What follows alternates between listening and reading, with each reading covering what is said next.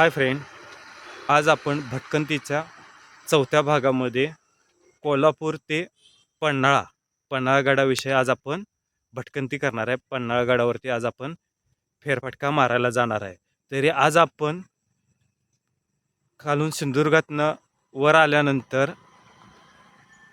बालिंग्यातनं नागदेवाडी मार्गे आपण आता पुढे जाणार आहे.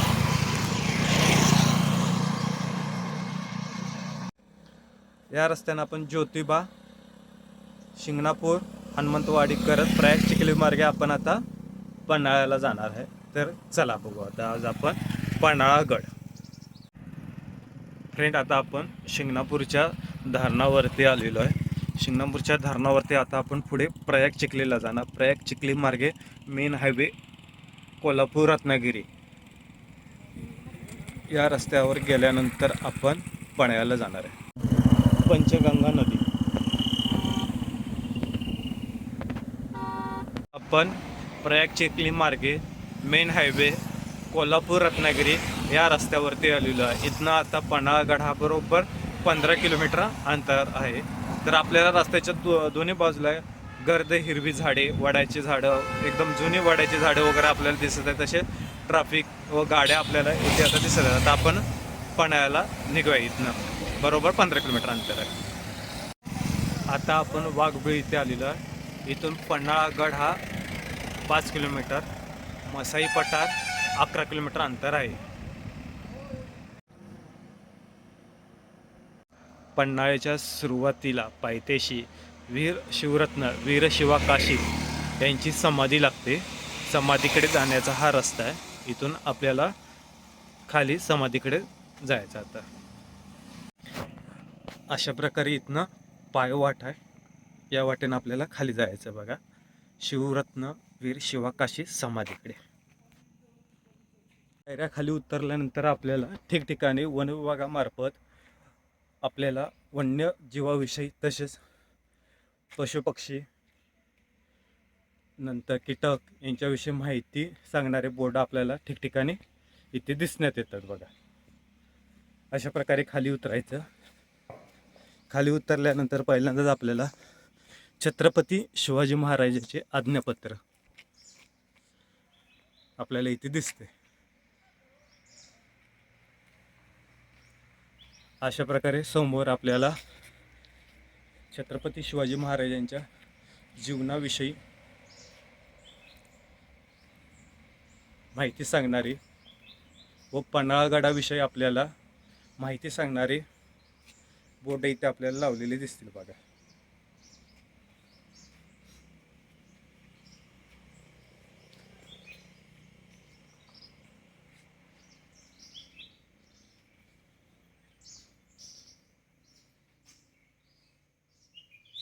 अशा प्रकारे इथे निसर्गाच्या सान्निध्यामध्ये पक्ष्यांचा आवाज, पक्ष्यांची किलबिलाट वगैरे आपल्याला इथे जाणवते.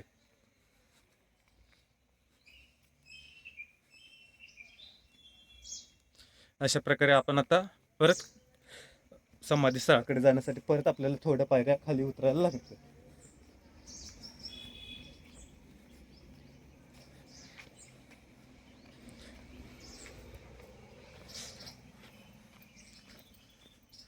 पर्यटकांना सूचनाविषयी पण इथे फलक लावलेले आहे. स्वच्छता राखा वगैरे याच्याविषयी देखील इथे आपल्याला फलक लावले. तरी सर्व पर्यटकांना एक विनंती आहे, आपण जेव्हा कोणत्याही प्रेक्षणीय स्थळाला भेट देतो किंवा फेरफटका करतो, त्या ठिकाणी कोणत्याही प्रकारे घाण न करता, कोणताही केरकचरा वगैरे इतर वस्तू न टाकता ती व्यवस्थित विल्हेवाट लावण्यात यावी.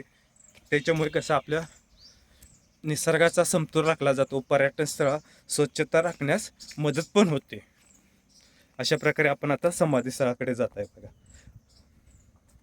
वन विभागामार्फत इथे ठिकठिकाणी आपल्याला स्वच्छता केलेली पण दिसत आहे. तसेच आपल्याला इथे खालील बाजूला बघा गौरेडा,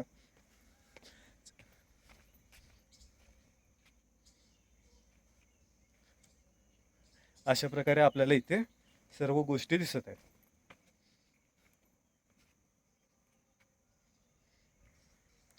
वन्यजीवाविषयी माहिती सांगणारे किंवा त्यांचे संरक्षण करण्याविषयी इथे आपल्याला फलक वगैरे त्यांच्याविषयी माहिती करणारे वन विभागामार्फत आपल्या विविध माहितीविषयी पण इथे आपल्याला पोस्टर वगैरे लावलेले दिसत आहेत. आता आपण समाधी स्थळाकडे चाललेलो, वीर शिवा काशीद यांचे हे समाधी स्थळ.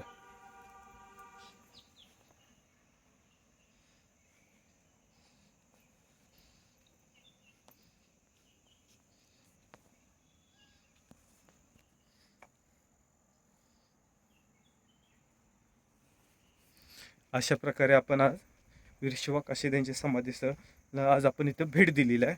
अशा प्रकारे आपल्याला पन्हाळगडावरती खूप ठिकाणे असे आहेत की आपल्याला बघण्यासाठी आपल्याला इथे वेगवेगळे ठिकाणे पण आहेत. ते अजून आपण सर्व ठिकाणी या आपण ब्लॉकमध्ये पण बघणार आहेत. आपले वीर शिवा काशीद यांचे थेट वंशज यांच्याविषयी माहिती देणारं पण इथे आपल्याला पोस्टर लावलेलं आहे.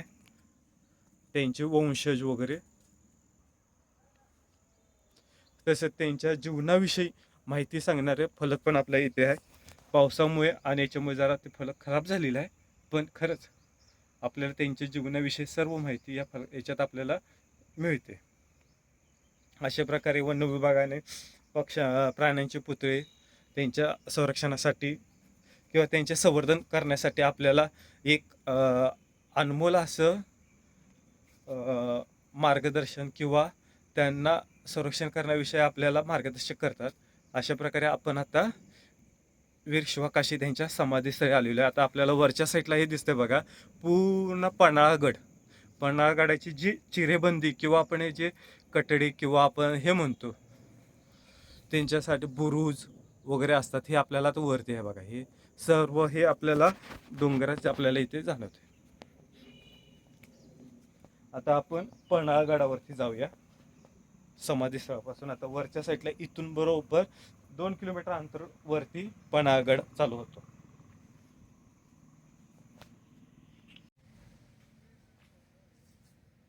निसर्गातील विविध फुले,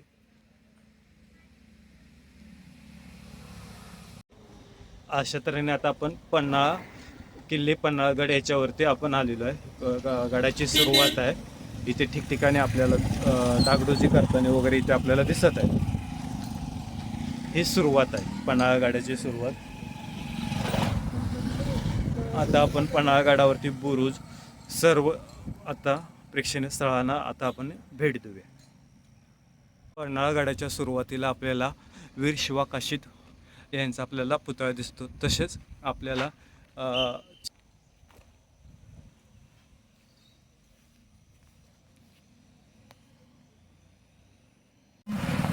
वीरबाजी प्रभू यांचा पुतळा पन्हाळगड.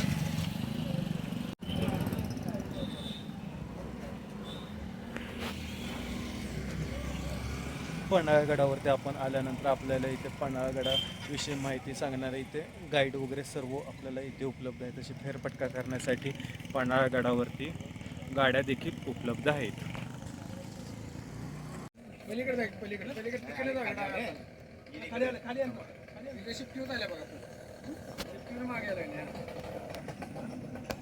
भटकंती करताना सापाचं दर्शन.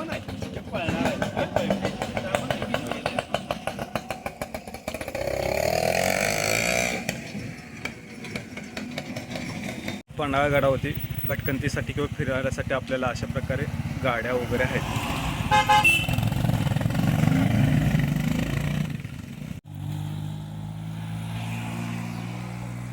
अशा प्रकारे आपल्याला पन्हाळगडावरती गाड्या उपलब्ध आहेत फिरण्यासाठी. 3 दरवाजा, पावनगड, तुपाची विहीर, परशुराम गुहा, वाहनतळ आपल्याला आता बघायचं आहे. आता आपण अंधारबाव या ठिकाणी आलेलो आहे. अंधारबाव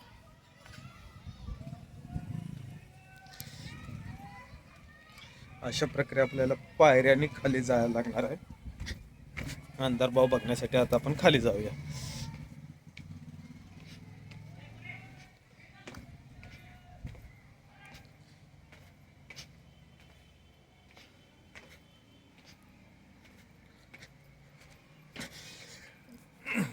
या प्रकारे आपल्याला पन्हाळगडावरती अंधारबाव हे आपल्याला इथे दिसण्यात आपण बघत आहे.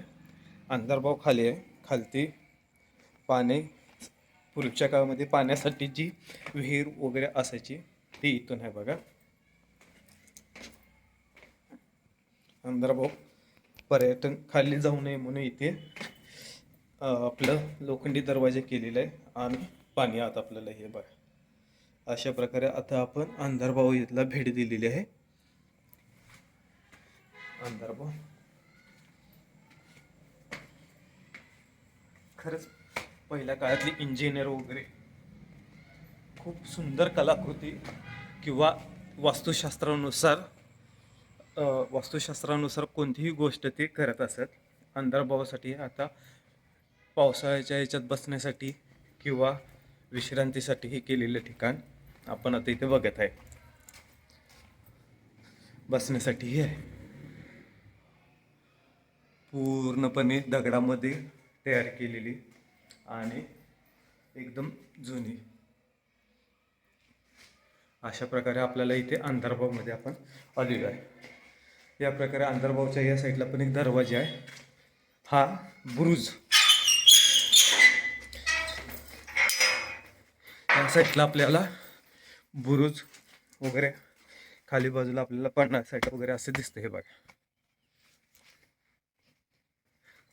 कडेबंदी केलेली, तटबंदी, पूर्णपणे तटबंदी असं या ठिकाणी आपण आता अंधारभावच्या या ठिकाणी आलेलो आहे.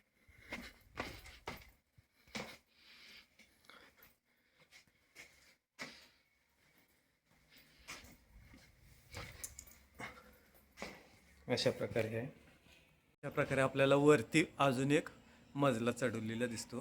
तो आता आपण वरती जाऊन बघूया काय आहे काय नाही ते.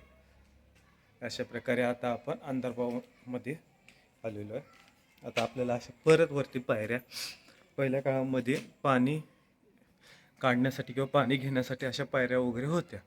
या पायऱ्यांखाली उतरायचे, परत या पायऱ्यांखाली उतरून जी पिण्यासाठी पाणी लागत होती ती इथून ते पहिल्या काळातले लोक घेत असतील.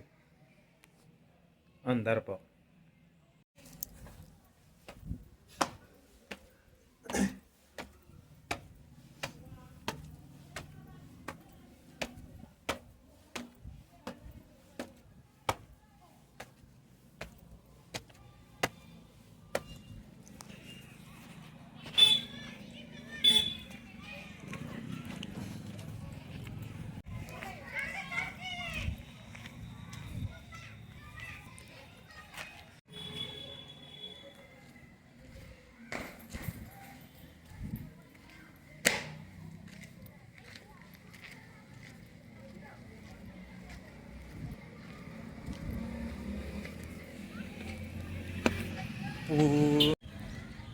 अशा प्रकारे पूर्ण तटबंदी केलेली आपल्याला इथे दिसते. तसं खाली बाजूला राक्षी, कोतवली, कोल्हापूर वगैरे असे आपल्याला इथून व्ह्यू बघायला भेटते. खाली संजीवनी कॉलेज.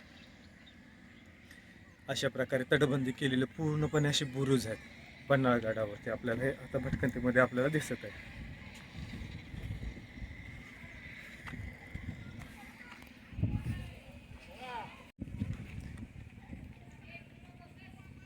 करी तटबंदी.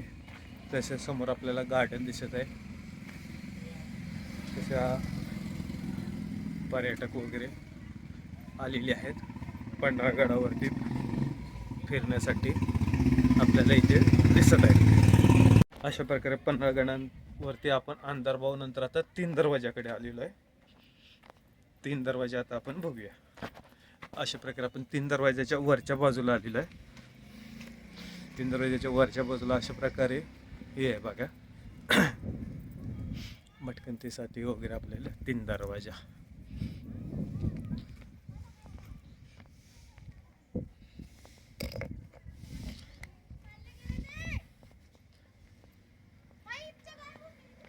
अशा प्रकारे हे आहे. तर पर्यटनासाठी किंवा फिरायला वगैरे आपल्याला इथे आहेत.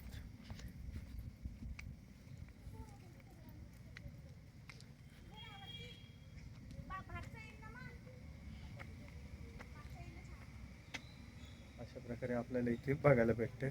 3 दरवाज्यातून आपल्याला खाली कोतोली मार्गे जाण्यासाठी पण आहे. ते तुम्हाला दाखवतो. आपण आता हे पूर्णपणे 3 दरवाजाच्या वरच्या बाजूला आलेलो आहे. खाली बाजू तुम्हाला दाखवतो. अशा प्रकारे वर जाण्यासाठी देखील इथे आपल्याला पायऱ्या केलेल्या त्या काळामध्ये टहळणी करण्यासाठी, शत्रूपासून आपल्या किल्ल्याचे संरक्षण करण्यासाठी किंवा शत्रू कुठल्या बाजून आपला हल्ला करेल किंवा हे बघण्यासाठी अशा प्रकारे त्यांनी हे केलेलं आहे. 3 दरवाजे. वरती आपल्याला एक नक्षी काढलेली दिसत आहे बघा. अशा प्रकारे बारीक नक्षी काम वगैरे केलेले आपल्याला इथे दिसते. देवळ्या वगैरे आहेत. 3 दरवाजा. खाली बाजूला 3 दरवाजाची एंट्री. वरील बाजूला आपल्याला नक्षीकाम केलेले. याच्यामध्ये आपल्याला गणपती तसेच वाघ वगैरे आपल्याला इथे दिसत आहे.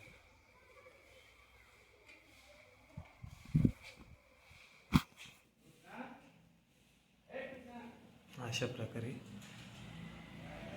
तयार केलेले बांधकाम आपण आता बघत आहे. वर जावे. ये रस्ता आहे बघा. एकच माणूस वरती जायला एवढा रस्ता आहे.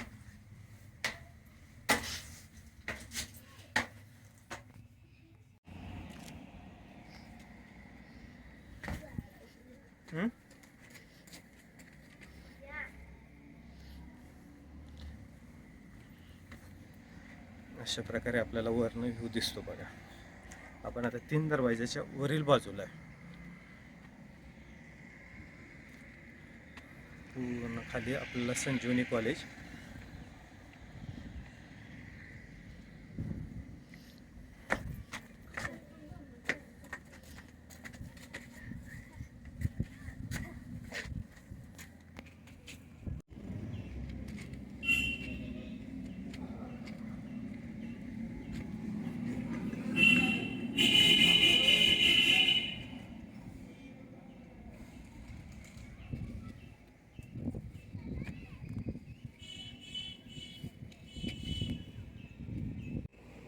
खाली उतरण्यासाठी निमुळता रस्ता आहे.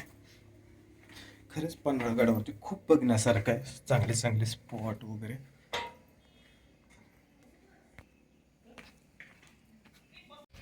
तीन दरवाजा वरील बाजूला अजून आपण फिरत आहे. हे बघा अशा प्रकारे पहिल्या काळामध्ये केलेले सर्व बांधकाम आपल्याला इथे दिसत आहे. किती मजबूत बांधकाम आहे बघा.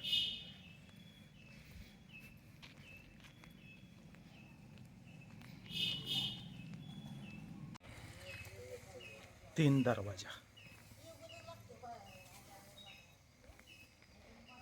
3 दरवाज्यातनं खाली उतरण्यासाठी रस्ता आहे. तसेच आपल्याला इथे मारुतीचे मंदिर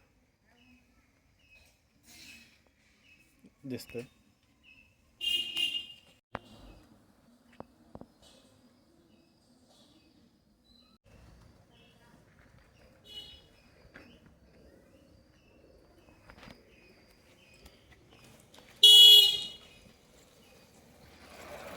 अशा प्रकारे आपल्याला वरती नक्षीकाम केलेले मोर वगैरे दिसत आहेत बघा 3 दरवाजाच्या वरती.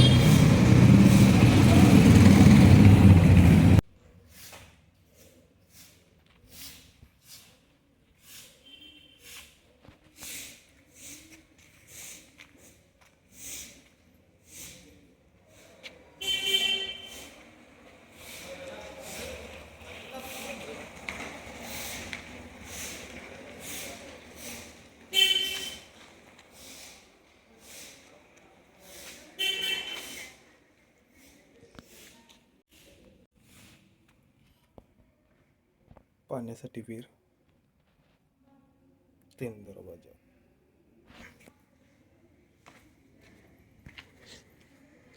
जुन्या काळामध्ये आपल्याला किती चांगले सुबक नक्षीकाम केलेले किती हे आपल्याला इथे दिसत आहे. 3 दरवाजाच्या मध्ये आता आपण आलेलो आहे. खालती हा कोतुलीला जाण्यासाठी शॉर्टकट रस्ता आहे. इथून आपण कोतुली, बाजार, भोगाव किंवा शाहूवाडीला वगैरे या रस्त्याने जाऊ शकतो. पन्हाळगडावर येण्यासाठी हा एक पहिल्या काळ जुन्या काळातील हा 3 दरवाजा म्हणून हा मार्ग होता. या ठिकाणी पर्यटक पण आलेले आहेत. अशा प्रकारे मावळ्यांसाठी बसण्यासाठी जागा, तसेच आपल्याला इथे दिसत आहे वर जाण्यासाठी हा मार्ग टहाणी करताना राजांना वरती जाऊन जर आपल्याला दुश्मनांवरती लक्ष केंद्रित करण्यासाठी किंवा दुश्मन कुठल्या बाजूने येतं हे बघण्यासाठी देखील इथनं अशा प्रकारे एकच माणूस वर जाईल अशा प्रकारे हे रस्ता केलेला आपल्याला इथे दिसत आहे. अशा प्रकारे हा 3 दरवाजामध्ये आपण आलेलो आहे. अशा प्रकारे आपल्याला इथे नक्षी काढलेले किंवा कलाकाम केलेले पण आपल्याला याच्यात दिसत आहे.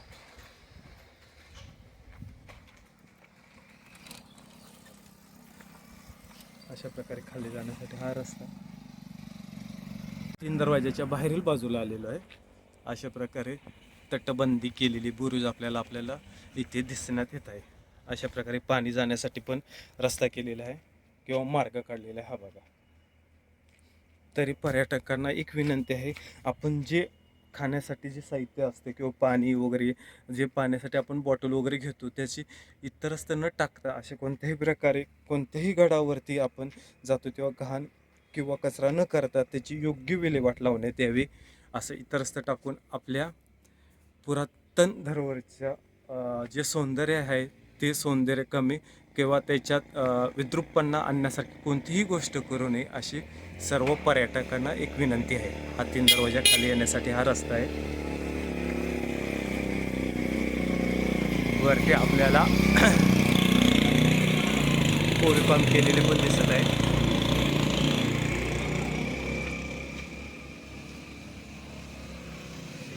अशा तऱ्हेने आता आपण 3 दरवाजामध्ये फिरलेलो आहे.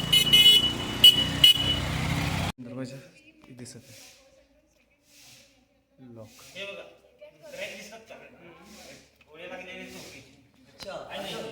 इकडची बाजू जी दिसते ती सर्व कोकण बाजू म्हणून कोकण बाजू आहे.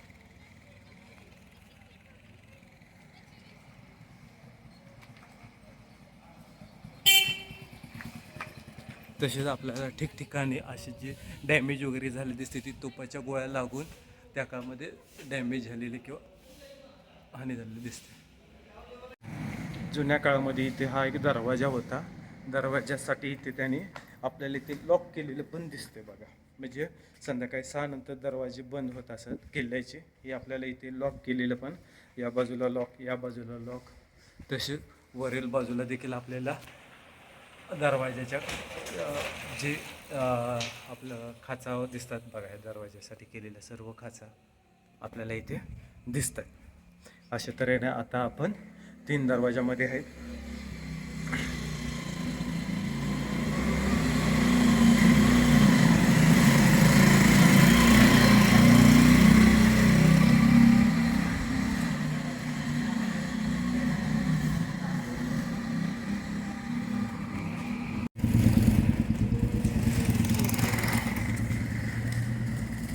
पन्हाळगड 3 दरवाजे.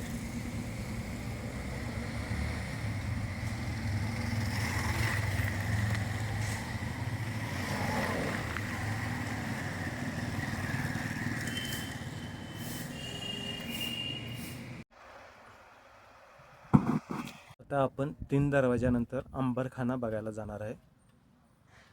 मार्फत असे ठिकठिकाणी पाळीव प्राणी, वन्यजीव यांच्याविषयी माहिती देणारे किंवा अशा प्रकारचे आपल्याला इथे पोस्टर, चित्र किंवा कलाकृती असलेले आपल्याला इथे दिसते बघा.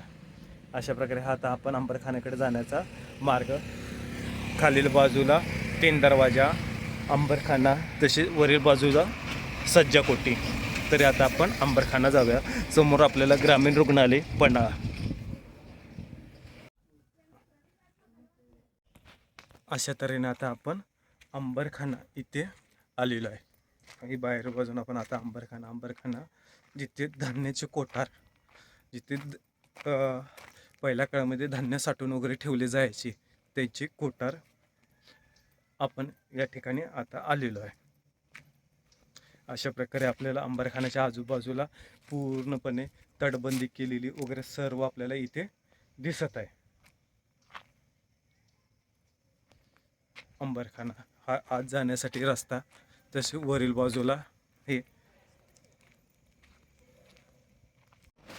धान्याचे कोठार, पहिल्या काळातील जिथे धान्य साठवून ठेवले जायचे ते ठिकाण. अशा प्रकारे हे धान्य साठवून ठेवायचे कोठार आहे. याच्यामध्ये 17,000 क्विंटल धान्य त्या काळामध्ये साठवले जात असं.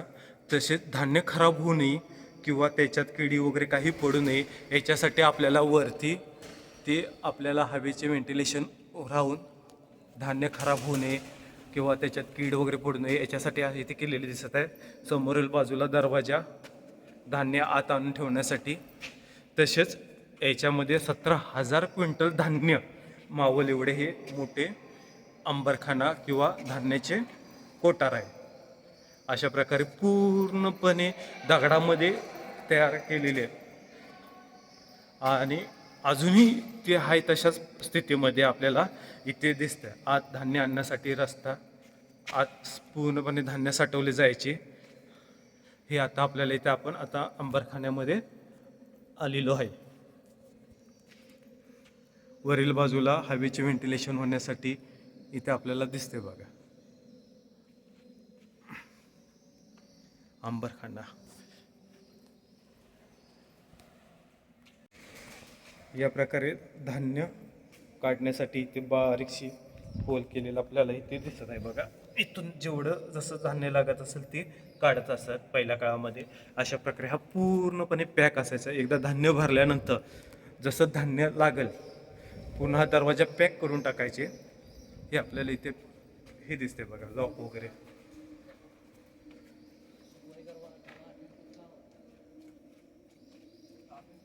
अशा प्रकारे इथे लॉक आहे. जसे जसे धान्य भरलं जायचं त्याप्रमाणे पूर्ण पॅक केलं जायचं. बरं इथे आपल्याला प्रत्येक दरवाजाचे लॉक वगैरे दिसते.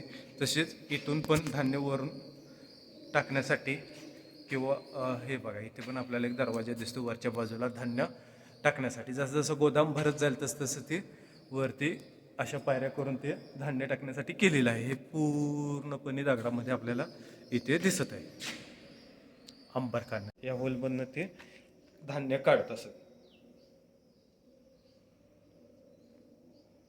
तसेच यांना त्या काळामध्ये सरस्वती, यमुना व गंगा कोठार देखील संबोधले जात होते.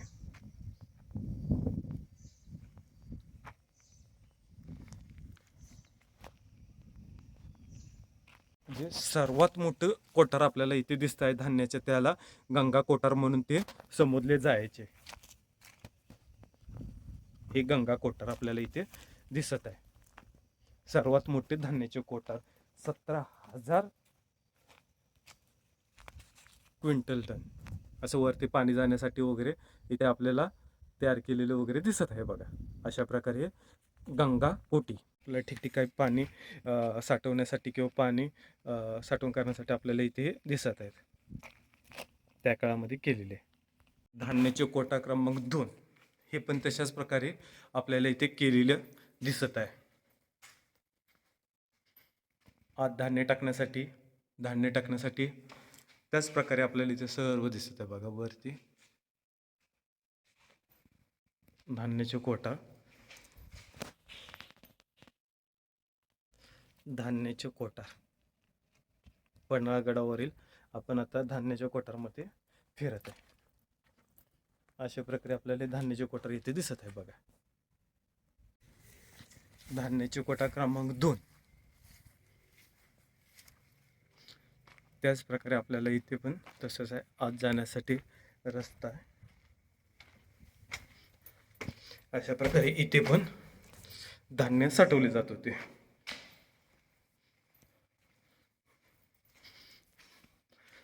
गरजेनुसार जेवढं आपल्याला धान्य लागत असेल जेवढं आपल्याला शत्रूपासून संरक्षण करून धान्य इथे साठवले जात होते. अशा प्रकारे वरून धान्य टाकायचे. हे बघा, जसं धान्याचं कोटार भर झालं तसे ते वरच्या बाजून वगैरे असं टाकून पूर्णपणे हे कोटार पॅक होत असत. आपल्याला हे आता कोटार क्रमांक 3, धान्याचे कोटार गंगा, यमुना, सरस्वती. अशा प्रकारे हे आपण इथे 3 धान्याच्या कोटारला आज आपण भेट दिलेली आहे. तरी आता आपण पुढील प्रेक्षणीय स्थळाला किल्ल्याच्या इथून जाणार आहे. याच्या कोटाराच्या सभोवताली आपल्याला पूर्णपणे अशी तटबंदी केलेली आपल्याला इथे दिसून येत आहे बघा. आता आपण सज्जाकोटी बघूया. शासकीय विश्रामगृह तसेच पन्हाळ्यातील सज्जाकोटी. आता आपण सज्जाकोटीच्या या ठिकाणी आलेलो आहे. आता आपण ते बघायला जात आहे. सज्जाकोटी. आता आपण सज्जाकोटीमध्ये आलेलो आहे. हे बघा सज्जाकोटी. अशा प्रकारे आपल्याला सज्जाकोटी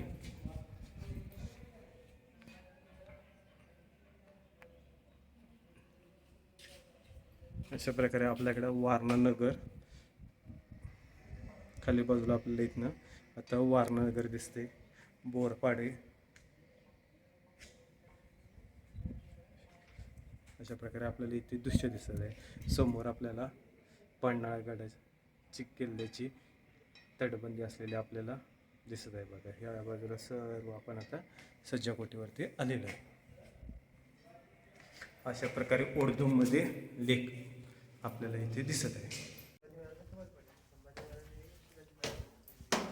सज्जाकोटीच्या आता आपण वरील बाजूला जात आहे.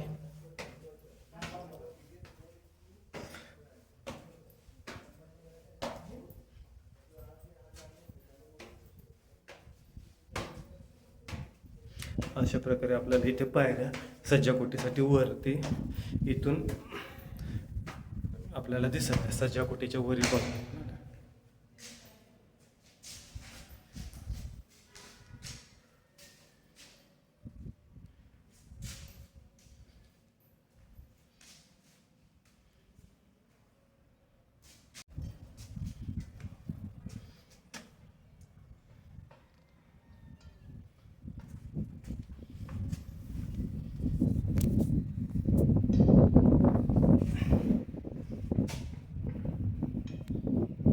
सज्जाकोटी.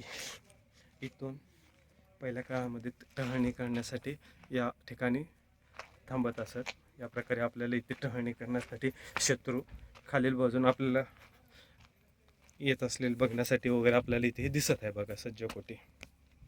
अशा प्रकारे ही सज्जाकोटी. अशा प्रकारे इथे आपण आता सज्जाकोटीमध्ये आलेलो आहे. पूर्णपणे आपल्याला इकडे किल्ल्याचा बुरुज आपल्याला इथे दिसत आहे. अशा तऱ्हेने पन्हाळगडावरती आपण सज्जाकोटीमध्ये भेट दिलेली आहे. तरी आता आपण इथून पुढे दुसऱ्याकडे जाऊया. पन्हाळगडावरती खूप असे ठिकाणे आहेत. ते आपल्याला जर बघायला जर गेलो तर 1 दिवस पण पुरणार नाही किंवा 2 दिवस पण पुरणार नाही. तरी या प्रकारे आपण पन्हाळगडाचे 2-3 भागामध्ये आपण पन्हाळगडाचे सर्व प्रेक्षणीय स्थळाविषयी माहिती आपण जाणून घेणार आहे. तरी आपल्याला पन्हाळगडाविषयी पार्ट 1 मध्ये जे आपल्याला माहिती सांगण्यात आलेली ती कशी वाटली ती कमेंटमध्ये, तसेच या चॅनलला अजून आपल्याला असे अनेक प्रेक्षणीय स्थळे बघण्यासाठी सर्वांनी सबस्क्राईब, लाईक व कमेंट करा.